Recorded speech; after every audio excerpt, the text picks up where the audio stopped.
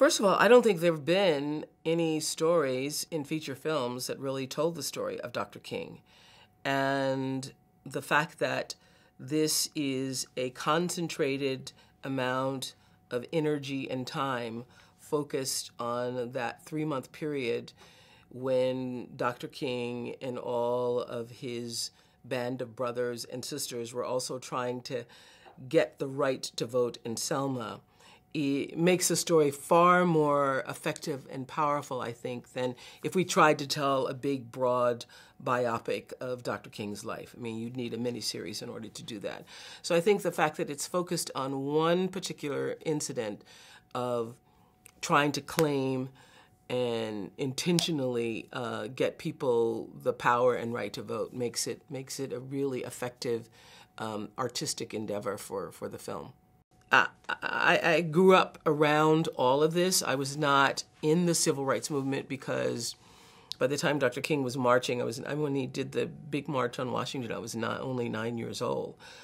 But I understand it and understand that I am a product of it and that everything that I've been able to claim for myself as a woman, as a black woman, as a human being, all of the rights that I now really take for granted were a result of that movement. So to be able to be involved in a project that really allowed me to flourish as a human being, I really don't think it gets better than that.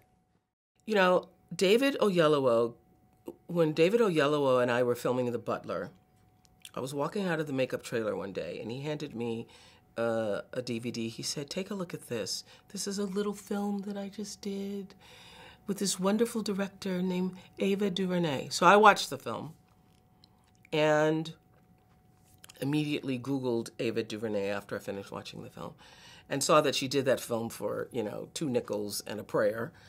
And I just saw a photograph of her, on the Google site. And I knew that we were going to be friends.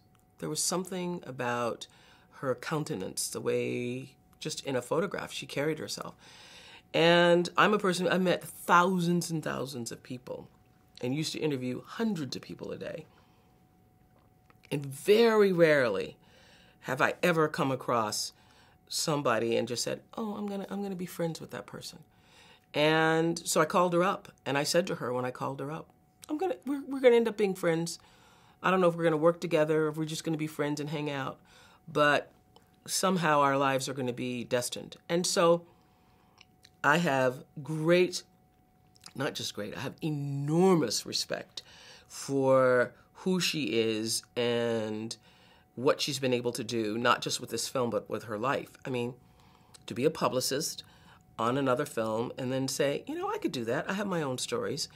And then to leave the comfort of that life and lifestyle as a publicist and say, I'm gonna take all the money that I have and I'm gonna invest it in my career, not in my house, not in my shoes, not in my handbags, but I'm gonna invest it in my career and have the courage and the wherewithal to become a director. Who does that? So I have enormous respect for that, for somebody taking a big gamble on themselves and believing in themselves to the point where they go, yeah, I know I can do that. And then I watched her on set. I've been on a lot of sets. I haven't acted in a lot of movies, but I've been on a lot of sets watching other directors do it. I've never seen anybody handle a set like that. And I've been on a set with some of the greats, some of the greatest directors of our time. I've never seen anybody handle a set the way she does. I've never seen anybody manage her people and have the sense of camaraderie and family with every single extra who came onto the set. Every single extra, people who this is their first time ever being around, a movie camera, felt like they were the star of that film. They felt special. They felt like they were valued. They felt like they were seen and they were validated. So I can't say enough about Ava. The fact that she now, having gotten the Golden Globe nomination, becomes the first African-American woman makes it even better. But those are just awards and titles and you know, acclaim. What really matters in life is the kind of human being you are, the kind of person you are, and how you choose to lead your life. And so that's what I really have respect for about her. Ava sent me a link to a story about the real Annie Lee Cooper. And in that story, the real Annie Lee Cooper watched the Oprah Winfrey show every day and had a tuna fish sandwich while she was watching the show. And Ava, she tricked me.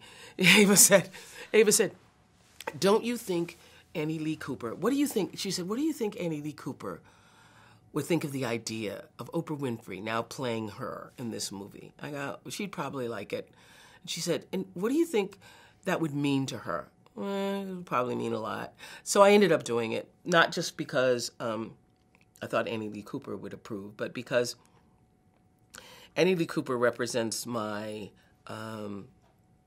family. She represents my grandmother and my aunts and my great aunts and all the women who would have wanted to have the courage to stand up for themselves and who, you know, tried and worked and were domestic workers and believed that there could be a better way or a better day and just kept at it. You know, the fact that that was the 5th time that she had tried to vote just astounds me. It astounds me. It astounds me that the desire for equality as a human being would be so powerful that you would be willing to risk everything for it.